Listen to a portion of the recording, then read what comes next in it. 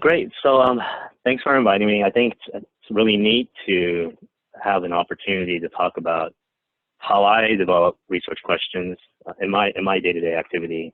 So what I'm going to really just summarize is just a short presentation about how I formulate research questions. I'll try to invoke some literature that's out there that try to help other aspiring researchers to develop their own questions, but I'm going to mainly speak from my own experience, and I'm going to try to do it in a systematic way. But of course, if you have your own process, feel free to chime in. There's a lot we can learn from each other when it comes to formulating our own research questions. So with that, I'll go ahead and get started. Just some disclaimers and disclosure, because I'm a federal employee, I do have to admit that any opinions or statements that I make do not reflect those of the government or the university affiliations I'm part of.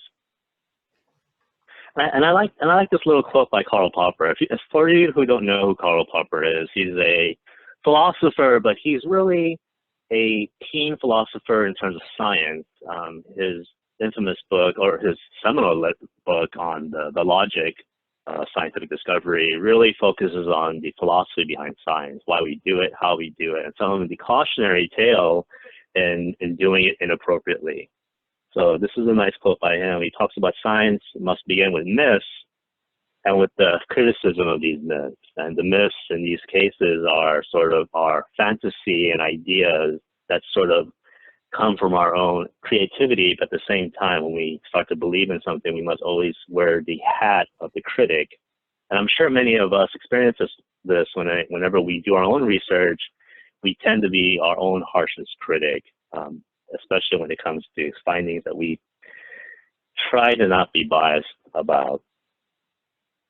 So who's this presentation for? Well, I keep on thinking of who would I write this for or speak to? And I try to think of it as, well, this is a presentation for students, but at the same time, it's really a presentation for any aspiring researcher, for anyone who's trying to learn how to do research or even read the literature on research and just trying to understand how research questions are developed. Because one of the most frustrating things that I see whenever I read literature is that the research question is never explicit when you read a paper. When I read papers, I almost anticipate never seeing the research question. What I do see in papers are generally the objectives or maybe the specific aims and potentially the topic, if you can gather what that may be from reading the introduction. But rarely do you ever see the research question being explicit in a research paper.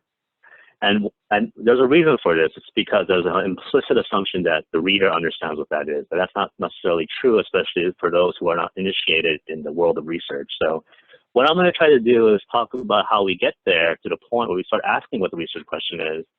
And then somewhere in the middle of the presentation, I'll talk about the formulation of a research question and what makes a research question good, especially for most of us who actually want to do other things good too.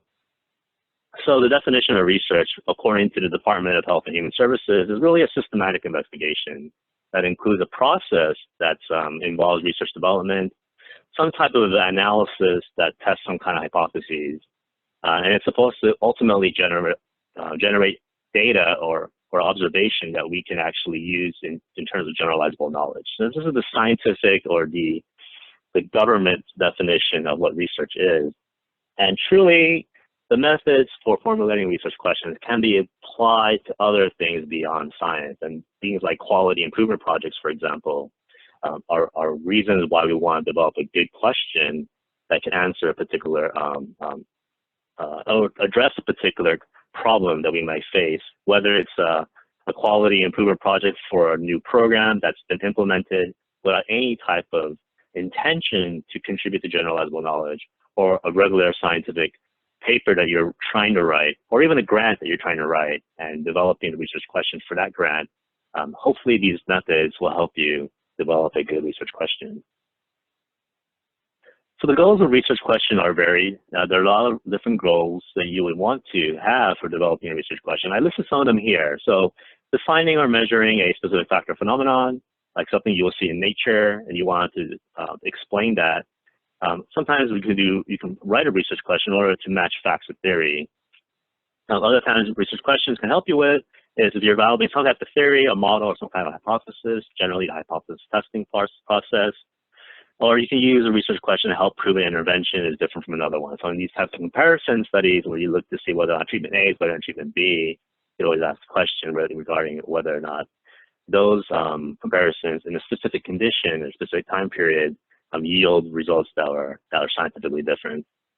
You can use a research question to answer questions regarding satisfaction, or whether it satisfies the scientific curiosity. So those are aspiring researchers that have questions of their own that just want to do research for the sake of research.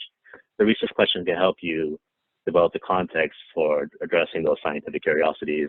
And of course, there are other reasons why you will want to develop research questions. And I left that open-ended so that way all of you can be creative in terms of what it is you want to develop research questions for. Now, there are a lot of challenges in terms of developing research questions. I'm going to list some of them, but definitely not all. So when you think about all these challenges, the things that come to mind are justifying why we are investigating this. So the why of the research question is usually one of the biggest challenges we have. Like, what is the meaning of doing this? Is it meaningful? What kind of knowledge will it contribute? We also want to think about how you formulate the research question, whether or not it's testable, because it's easy to ask a question, but it's really hard to ask a question that's testable. And I'll give some examples about what is a testable question. Other challenges include determining what uncertainties should be investigated. So every type of study we do, we have a lot of uncertainties. We sort of intuitively know this, but to systematically list them out so that way the research question can be well defined in some kind of contextual format is also a challenge. Understanding the research question's impact on policy. A lot of times we like to ask questions that may not have a significant impact on policy. Since the Choice Institute really is partly involved with policy analysis, there has to be some kind of contribution to that. I remember when I was looking for a dissertation topic, I had a bunch of questions or a bunch of topics I really was interested in. And when I started designing the research questions around these topics, I started to think about questions that I was interested in. But then when I started to present these to my advisor at the time, one of the questions that I was asked was, how does answering this research question affect policy? And it stunned me for a moment because the question I had really had no effect on policy. It was just a question to satisfy my own curiosity, but never really meant to change policy or write new policy or to change practice. So it made me really think harder about what kind of question would affect policy, especially in the topic that I was interested in, because those are the meaningful questions that you want to do. Not to say that questions can't be answered, especially ones that are just curious ones that you generate because you're interested in it. But to get funded, to get a dissertation proposal approved, you want to make sure that you have some kind of meaning behind it. So in this case, what is its impact on policy? And of course, there are other challenges of writing research questions. Things like funding, for example, urgency and time. Some of us want to graduate sooner than others, so we would have a research question that's designed in a way to allow us to graduate sooner.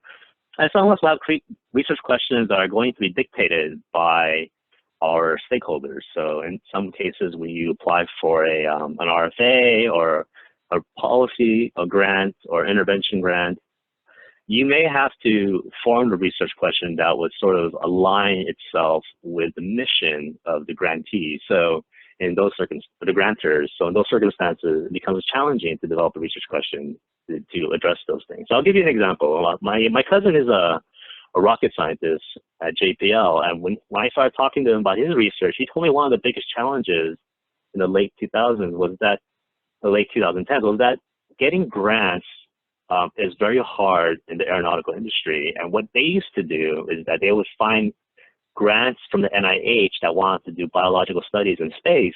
So they would actually write grants to be aligned with the NIH's goal. But at the same time, they would also insert their own research into those grants. So being crafty, learning how to write grants so that way your research question addresses both the mission of the grantor as well as your own personal curiosity is a skill that a lot of grant writers end up developing over the course of their research careers.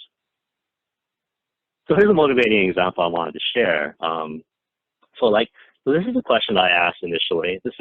Is academic detailing effective? And this is an example of a question that's not testable. And why is it not testable? It's because this question lacks context. It's unclear, it's too broad, it's ambiguous.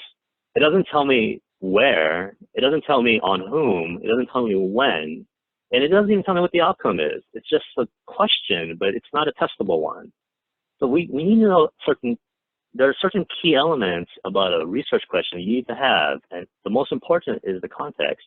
So we need to know what the outcomes are. What outcome is important? Which ones are meaningful? What's happening? Who is it happening to? Is there a comparison group? And what scenario? Is this going to be in the United States?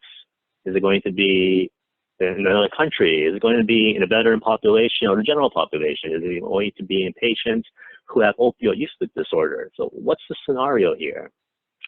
So here's an example of a better question that we can consider testable. So what is the impact of academic detailing on naloxone prescribing at the VA 2 years after implementation? So much more context. We have information about the outcome, which is naloxone prescribing. We have the setting, which is defined as the Veterans Health Administration. We also have the time period, 2 years after the implementation of academic detailing. In this case, we also have the intervention itself, which is academic detailing. So when you think about testable questions and questions that are not testable, think about the context. There's a lot of information here in this one sentence, which is a question, but it provides sort of a foundation for what it is you're really testing. And this is kind of going to help you when you start developing what those hypotheses are going to be. Are there any questions so far? Does anyone want me to stop and take some questions right now? Well, I think we're doing great. By the way, guys, if you want to make a question, I can.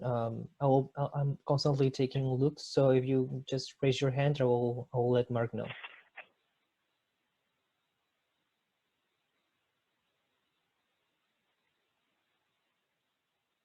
Okay, I'll just continue. If there are any questions, just feel free to interrupt me.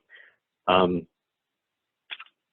as I talk about this motivating example, I kind of want to talk about my process for how I think about research questions. And I have a lot of opportunities because at the VA, we have a lot of questions we want to ask. Some of it are scientifically based, and it's a true research question where you have clinical equipoise.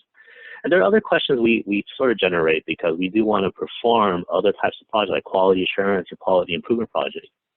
But despite that, the process for developing these questions remain the same. So usually I start off with this topic, and the topic is important because it helps frame the context of your research question. So being able to understand the framework of that context is critical. And this is where you do a lot of that background research in the literature to figure out where the gaps are.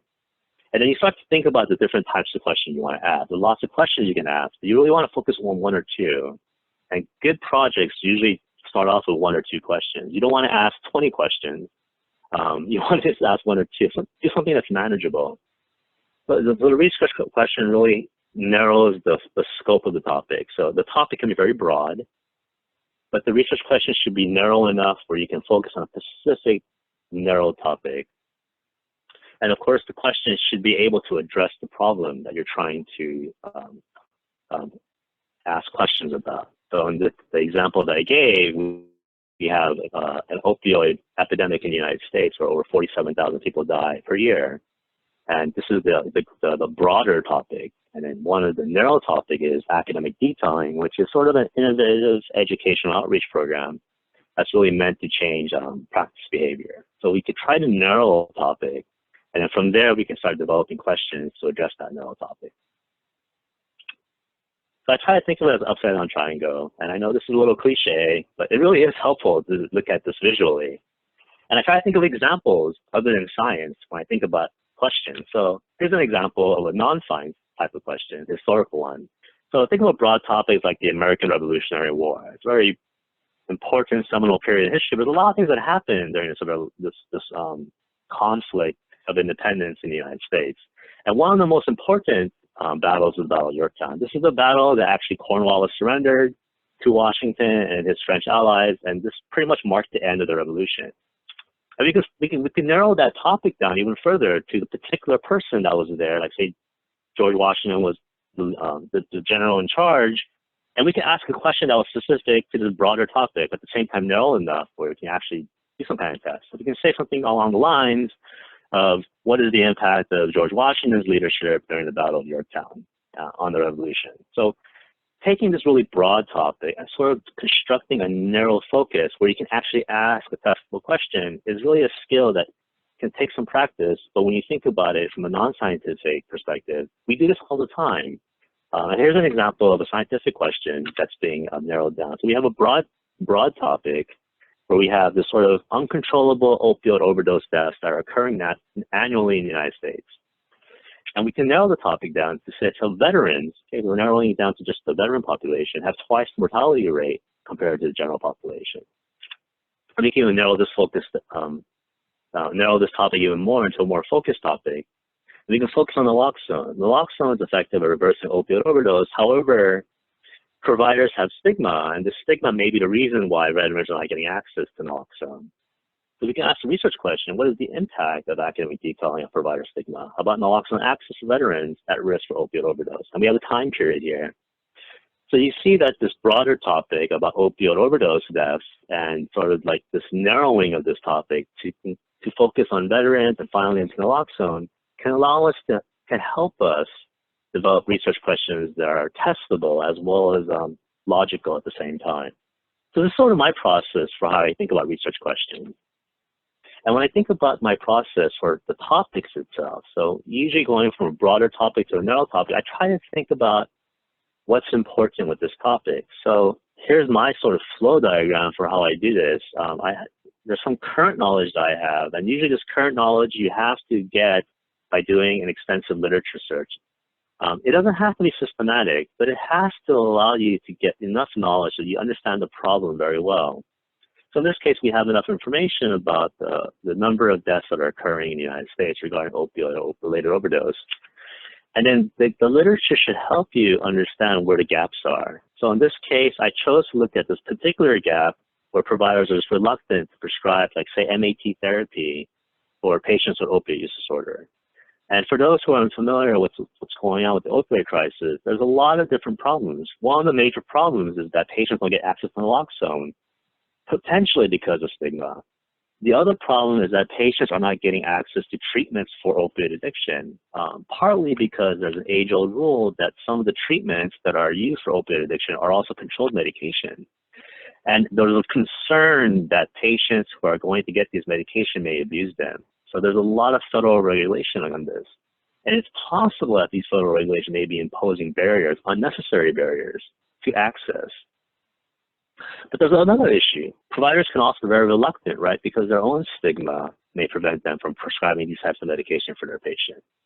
So understanding where the knowledge gaps are really will help you determine how you're going to narrow that topic to be more focused in order to develop a research question.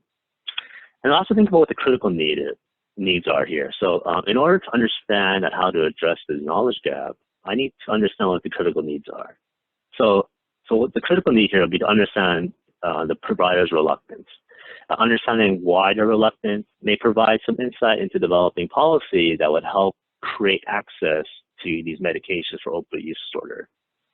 And when you think about how you take this broad topic, you kind of narrow it down. This is really intuitive. We kind of do this already, but this is just sort of like a visual way of seeing how we do it through our own experiences. And of course, ultimately, we think about what the solution should be. So in terms of narrowing this topic down, I kind of propose a solution, and maybe doing interviews with these providers might help generate themes or constructs that I could actually use to develop a research project later. But it will at least get me down to a narrow point where I can understand, okay, these are the major things providers are using as justification for why they don't want to prescribe medications for opioid use disorder. Maybe there's a barrier in terms of it's not available in the electronic healthcare system records, or maybe the licensing procedure is too tedious. If there was an easier way to facilitate licensing to prescribe some of these medications, they may actually adopt that strategy. Well, we don't know until we start investigating this. So the proposed solution was meant to sort of try to investigate what these critical needs are. Mark, and ultimately, when you start, Yeah. What your question? Yeah, I have a question in your previous slide.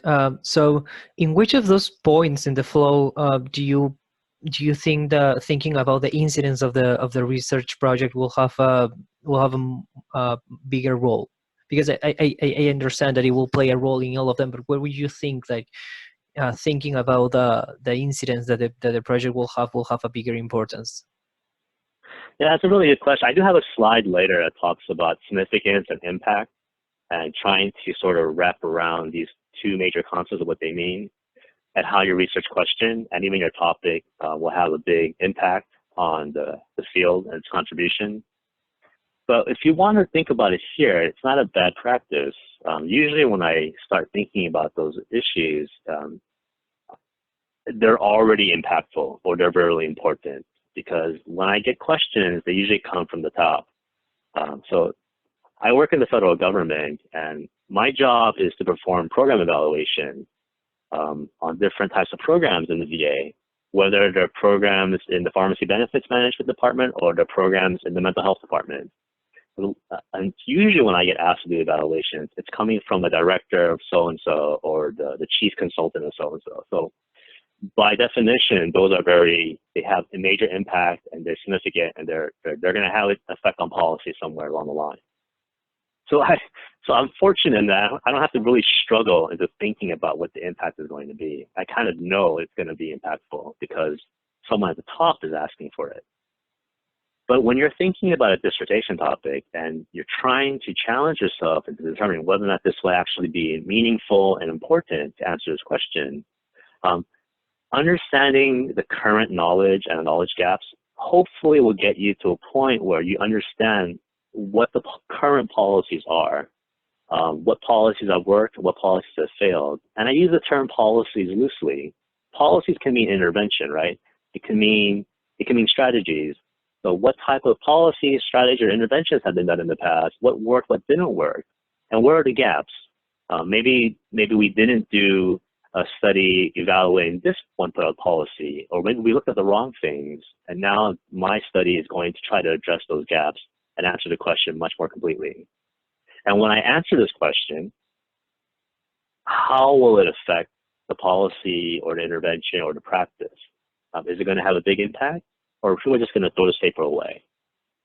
So those are the kind of things you think about when you think about what kind of impact you're going to have. And I think you get a lot of that when you look at the current knowledge and knowledge gap, because before you pursue any type of scientific research question, do the background literature work.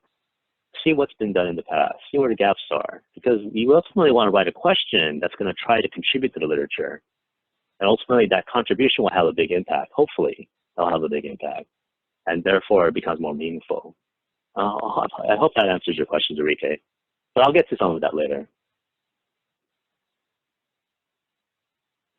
Now, I get in some of the classes I teach, I get a lot of questions about the differences between hypotheses, research questions, and objectives. And I kind of want to have a slide here to sort of clarify that, because I feel like this kind of gets glossed over in a lot of classes. There's sort of an understanding that you know what this is, or you know what these are, but kind of want to clarify some of these things, because it does help, helps me at least when I start defining what the questions are. So when we think of a question, we have to also separate this from what the hypothesis is. It doesn't mean that they're two mutually exclusive things. They do depend on each other, which is important. And of course, the objectives, when you write your grants or your proposals, well, we'll have to follow your questions and your hypotheses. And not necessarily in that order, but you definitely have to consider these two other things. So questions are, a poor research question can impact the choice of a study design. And I'll talk about some of the elements of a good research question. I talked about some of them earlier, but there are some strategic ways of how to identify what a research question, a good one, should be. But keep in mind that if your research question is not good, it can seriously impact how your study design is constructed. One, because your hypothesis or hypotheses are driven by the research question. So obviously we know that there are null hypotheses and there's also an alternative hypothesis, but the hypothesis itself is not a question, it's a statement. It's a statement of what you think is going to happen. And generally, we design studies to test the null hypothesis, right? So the null hypothesis is usually that there is no difference whether or not the intervention is implemented. And really the purpose of the hypothesis is to make inference about target population from a sample population. And the objectives really defines the specific aims of the project. So usually it's some kind of active statement you make. And this is the statement that you normally see in papers or dissertations, because you have specific aims 1, 2, and 3. And in the papers you read, there's usually a purpose or objective for why you're doing it. The goals of this research project or the goals of this paper are to do so and so. Whether that's to evaluate the impact of some kind of program on some kind of outcome. But usually the objective is a pretty clear statement about the direction of where the project's going. But again, the objectives is really based on what the hypotheses are and what the object questions that you generate are. So I'll give you some examples. Here's an example of a question. What is the impact of academic detailing, provider stigma about naloxone access for veterans at risk for opioid overdose between 2017 and 2019? So that's the question. Then the hypothesis is, and I use the null hypothesis here, the academic detailing is no different than doing nothing, which is the comparison group, in terms of changing provider stigma or the perception about prescribing naloxone to veterans. This is a statement, not a question. So keep that clear. And of course, the objective is to evaluate the impact of academic detailing on providers' perception of naloxone prescribing, naloxone treatment for opioid overdose events. Now, keep in mind that it's really easy to sort of confuse these and to sort of use them interchangeably to make the mistake of not distinguishing them. But when it comes to writing grants or your dissertation proposal, or even writing just a proposal for your own job, you want to be able to distinguish these because it's really important to sort of clarify what the specific aims or objectives are and how those are generated based on what your question is going to be and what your hypotheses are going to be. Now, this is sort of like a diagram for how I see all of these elements sort of affecting your study design. And you think about your research question and your testable hypotheses, these things really help influence the type of study design you end up picking and using. And when you think about the question that I had posed, like what is the impact of academic detailing, as well as the hypotheses, it really helps design the study itself. So in this case, you can choose to use a specific study design that supports answering the question and the hypothesis you developed. And this helps also contextualize the things you need to do. So in the question itself, it helps define what the study population is, what variables you need to include, and the type of analysis you want to perform. And of course, the objectives really is sort of the purpose or the specific aim of your overall study. So this is how I think these elements affect the choice of my study design. And everyone's a little different with how this process works. Some people actually start with the study design first and then start thinking about the research question. But I tend to think it's better to look at the topic, understanding what the current knowledge is, where the gaps are in that knowledge, and then thinking about the proposed solution you're going to make. And then from there, thinking about the research question itself and also the hypothesis that get generated because of that research question. And then from there, thinking about the study design. So I think that's a much more easier way of how to construct a study. But other people can operate in many different ways. Not to say there's one specific way to do it. This is just how I do it. And hopefully this might be helpful for when you start thinking about developing your own studies. Now when I searched the literature in preparation for this presentation, I wanted to see if there were any type of academic studies out there that kind of took into consideration expertise in the area of health services research, or just taking a cohort of researchers and asking questions that are important in terms of developing research questions. Surprisingly, there's not a lot out there to do that. Even in the field and profession, we are really the selection and construction of a research topic or research question. So I found that pretty ironic. But there are a couple papers out there that try to help sort of develop a framework for this. And one of the frameworks that I found that was quite useful was the finer criteria. Now, just as a show of hands, how many of you on the call have ever heard of the finer criteria? This was new for me, so it took me a little bit of time to read through, but just kind of curious to see how many people have heard of this.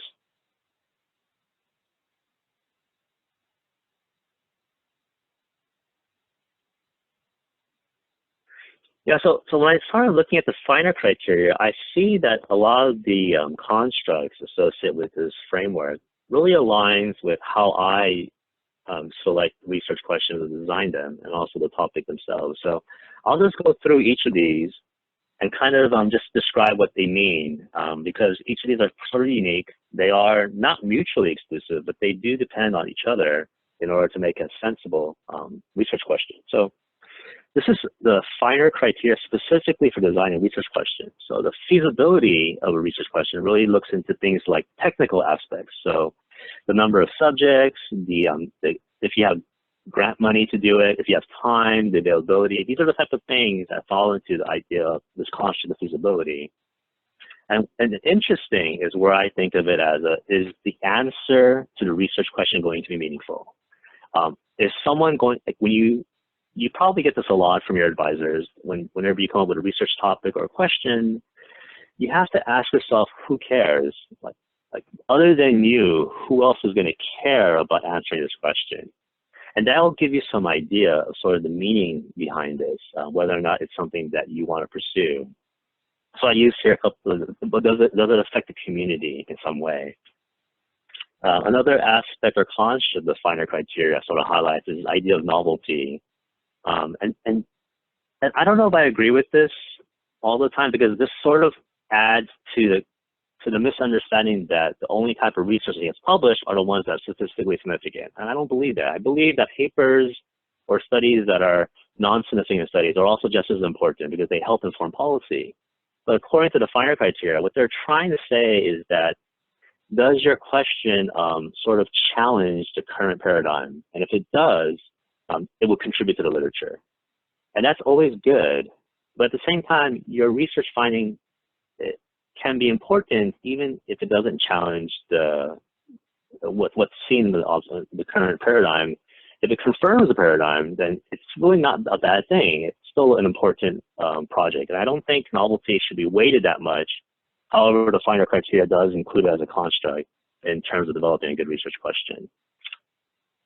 And of course, the ethical component, and this is where some of the administrative parts come in. So the IRB needs to review it. I mean, obviously, you're not going to develop a research question that's not going to be ethically approved, right? So, say you want to do a study on vaccinations, like with the COVID problem. We're not going to go out there and pick 2,000 people and randomly give them COVID and give them a vaccine and see what happens. That's unethical. We still have to think about what is it the IRB will approve? And within those constraints, our research questions should be very sensitive to some of the limitations of that. And of course, the relevancy, and this is where we think about impact. Is it going to have long, sustainable change in terms of health policy and future research? Does our research question, once answered, does it generate more questions? Because a good research question should automatically introduce new problems that you want to answer. And this is how careers are developed. You might start off with one question or two questions in your PhD career, and those one or two questions may actually lead to more questions, and you start to pursue those other questions, and those questions lead to more questions. So it's a growing exponential curve of new questions being developed, and this is sort of a good sign that that research question is yielding more information, but at the same time asking more questions of you. So that's a good way to sort of test to see your research question has relevancy in the field. And many of you are probably familiar with PCOT. This is a format of that's been used many times, and I see this a lot in epidemiology, on whether or not the format of a research question is considered comprehensive. I wouldn't use the term good, but just comprehensive. So, for example, population, we'll look at specific type of population of interest. The intervention, of course, is you can think of it as a policy, the drug, the strategy that's being studied, and also the comparison is necessary.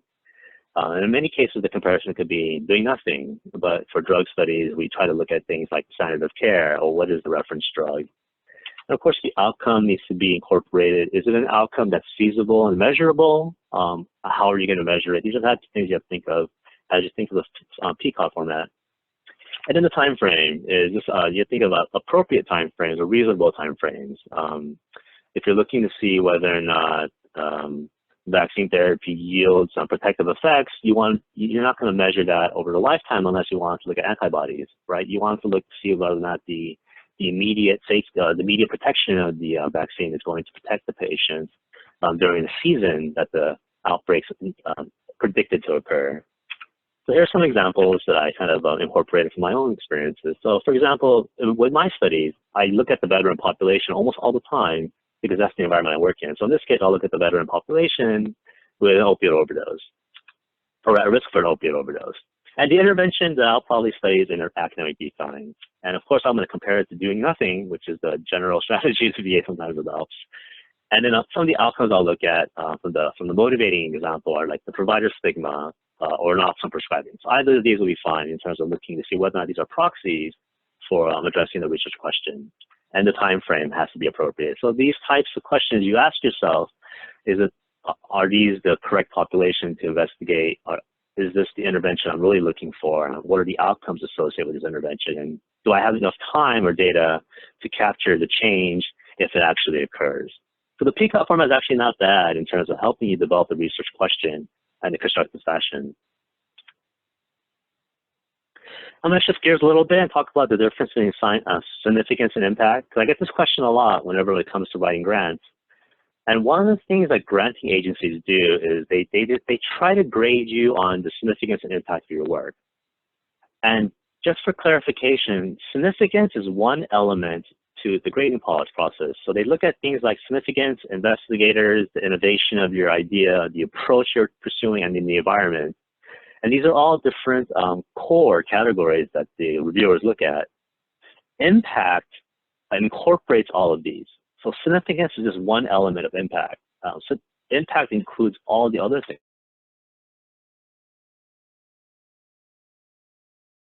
Answering the question in terms of the field itself. So does it improve understanding? Does it help change the theory or the concept or the paradigm? Does it promote some kind of new idea? The impact is about long-term sustainable effects of answering your research question. It's like, what kind of effect is it going to have in terms of the policy in the long run? What kind of effect is it going to have on the population in the long run? And it incorporates significance as well as other things, such as the investigators doing it, the innovative approach you've adopted, or the innovation of the project itself, and also the environment that you're working in. So obviously, if you're working in a small environment with a small population, it may not have a lot of impact. But if you're looking at a large population, like a tremendous amount of impact, then those get graded much higher than those that with smaller impacts. So just kind of to clarify what it means to have significance versus having an impact. And I also left the link here for the granting agency's definition of this, so that way you have an idea of how they actually degrade grants when you submit them. And these are some final thoughts I had. So when you think about research questions, you want to think about the impact of answering with a research question. Like, what will it have on policy? And this has always been a struggle at least for me when I first started looking at these questions. I would design research questions that were interesting to me.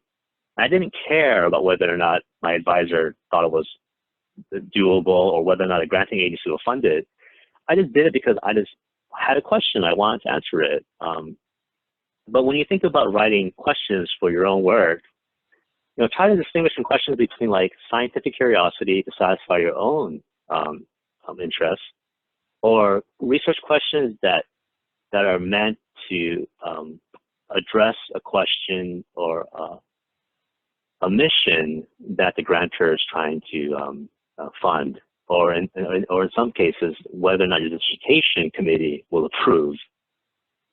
And then thinking about the questions that answering your research question will generate will allow us to think about the long-term effects and impact of your research question. Because if you can think about other questions that your research question will start generating, it's a good sign that that may have a long-term impact on whatever field you're operating in.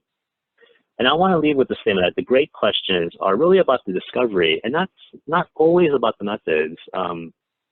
Like when I first started, I was always really fascinated with like using Bayesian analysis to synthesize evidence. And I wanted to do that all day long. I didn't care about the question so much. I could come up with a question to use that method. And that's a good way to sort of satisfy your interest in learning a new method. But the questions that get funded are the ones that really are going to have an impact. And this impact usually is about the innovative part of the question or the scientific discovery that you introduce or contribute to the generalizable knowledge. And having that sort of foundation for a good research question will also help you in terms of being successful in a research career. So not to say the methods are important, they are, because that's a technical aspect of any grant or even dissertation, but just making sure that you're not only focusing on the methods, but you're also focusing on what type of contribution answering the question will go a long way in helping you develop a research question and a topic. And I also want to end with another Karl Popper quote. He's one of my heroes in terms of scientific philosophy. He's also famous for the falsification test. So for those of you that want to know whether or not your research question is testable, you should always perform the falsification test on it. But he writes that the aim of science is objective truth, and the more truth, the more interesting truth, the more intelligible truth. We cannot reasonably aim at certainty, and this is true for all of our work. But once we realize that human knowledge is fallible, which we are, we also must realize that we can never be completely certain that we have not made a mistake. So when you finish answering a research question and you start to pursue your career in research and you start doing more research, it's not uncommon for you to look back at your original work from many years ago and think to yourself, wow, I know more now than I did back then, and I probably would have done it differently. And that's okay. And in fact, that's a good sign that you're actually making progress, because stuff you do in the past will probably highlight some of your own deficiencies based on what you know now. And I always look back at the works I've done. In fact, as far back as even a year ago, and I think to myself, I could have done that a little bit better. But I have more knowledge now. That uncertainty that sort of gets that gap, the uncertainty gap, gets a little bit narrower every time you do more research and answering those types of questions. And hopefully, when you get to a point in your career to look back and see that you made some mistake, or you probably would have done things a little bit differently, that's not a sign of incompetency. That's a sign of progress, in my opinion. So I like to think that Karl Popper felt that way too when he pursued his own career, because he had nothing but success. But at the same time, I feel like all of us are going to have some certain amount of uncertainty in our careers and what we do. But just to realize that when we look back in hindsight, that a lot of things we've done really were done to help us get to where we are. And with that, I believe these are the references that I kind of looked at to develop these slides, and I have some time to answer any questions from the audience. Hey, Mark, this is Pete. Well done. Well, thank you. Hopefully this is helpful for you as well as the other members of the audience and the students. I know that when I was going through this process, I spent many months pursuing bad questions, only to be told that they had no impact on policy. Oh, thank you so much, Mark. It's been a great presentation. I guess the only question that I have, but I mean, I don't know if this is the best way to frame it, but how do you think, because I know that you've been through this too, how do you think about significance and relevance when it comes to small projects like class projects or any other project that you have to do in your day-to-day life? How do you frame this significance and relevance part? That's a good question, because a lot of times, and it depends, right, on the class project. So some class projects are assigned to you with a specific framework in mind. So understanding what that framework is, so understanding where the gaps are in that particular scenario is important, and those are assigned to you. So for group projects, or for projects where you actually have to come up with your own ideas, right, those require you to spend a little bit more time with literature and understanding where the problems are, where the gaps are, and understanding those problems will help you decide whether or not the question you generate will have a big impact in addressing those issues. And it doesn't matter if it's a small project or a big project, because small projects can lead to more questions, right? So like, say if I was looking at academic detailing and we didn't really quite understand what its impact on naloxone was. But we may understand, like, say, delivery, like how often do academic detailers see a provider? We can study that, even though it's not really an outcome. It sort of kind of gets us to that ultimate goal. Because if we see that there's a problem with academic detailers visiting providers, then it'll allow us to realize, oh, there's some kind of implementation problem here. It's a small question, but yet this is an important one, because if implementation fails, then there's no point in measuring naloxone rates later, because we can't really make that direct causal interpretation that academic detailing improved naloxone prescribing. It could be that the implementation was bad, and studying that would be more important than understanding what the outcomes are in terms of naloxone prescribing. So I like to think that all questions are important, and how you frame it can have relevance. But you always have to go back to what are the current problems, where the knowledge gaps are, and whether or not the questions you answer will help close that gap or narrow it. And by doing so, how does it affect the current paradigm or the policy or the field itself? Again, I think there's a lot of focus on impact only because it's very competitive when it comes to getting grants. So people want to have this huge impact on their findings, like long sustaining impact on policy. And I think that's important because we have limited resources in terms of funding, but it also has the unintended consequences of like squashing ideas and questions that may not have a big impact but are still relevant. And being able to sort of frame that discussion or create that narrative why this is relevant is also a skill set that really depends on background literature search and understanding what the knowledge gaps are. That's great, and I think you hit it when you said that answering the question is as important as narrowing it. Most of the times we cannot answer the question itself, but if we can narrow it, and that's also part of the importance of false of negative results, right? Just because we cannot demonstrate that there's a difference, that we can reject the null hypothesis, narrowing it, it's also very important, and it can have a lot of significance as well.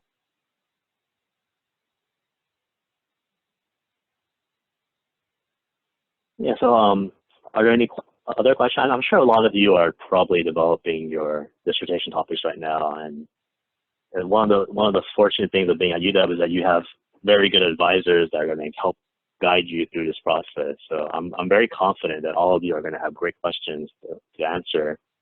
They're going to have meaningful contributions to our society. And maybe one day I'll be applying for a job and you'll be reviewing my CV. So remember me fondly when you become my boss. Hey, Mark, great presentation. Thank you so much.